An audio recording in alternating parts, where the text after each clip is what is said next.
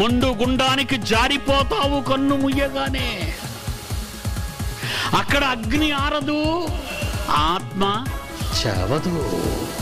ఉన్నవాని నుండి వచ్చిన ఆత్మకు చావేది? దానిని ఏ శక్తి చంపగలదు?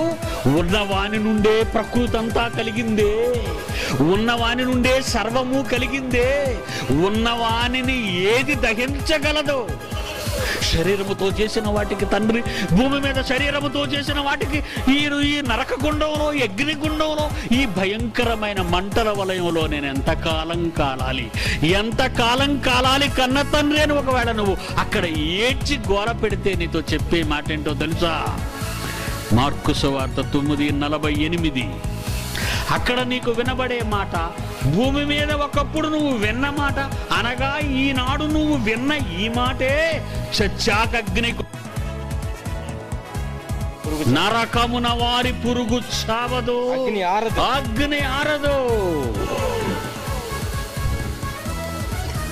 60-70 ఏళ్ల ఈ చిన్న జీవితం కోసం మహాశక్తివంతమైన ఆత్మను అనగా మనల్ని మనం ఆ భయంకరమైన అగ్నిగుండానికి ఆహుతిగా చేస్తారా చెప్పండి? ప్రియులారా, మీ మీద నాకేమైనా ద్వేషం ఉందా? మీకు నాకు ఏమైనా పాత కక్షలు, పాత తగాదాలు ఏమైనా ఉన్నాయా?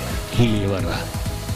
నేను మిమ్మల్ని ప్రేమించాను, మీ ఊరు వచ్చాను, మీ అన్నం తింటున్నాను, మీ నీళ్లు తాగుతున్నాను, మీ ఉప్పు తింటున్నందుకు ఈ న్యాయం మీకు చేయాలి.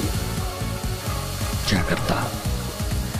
60-70 ఏళ్ల ఈ చిన్న జీవితం కోసం శరీర తుచ్చమైన కోరికలను తీర్చుకోవటానికి మరణము లేని, ముగింపు లేని ఉన్న వాని నుండి వచ్చిన మహాశక్తివంతమైన ఈ ఆత్మ, నీవు నేను ఆ పాతాళ గుండానికి వెళ్ళి మండిపోదామా?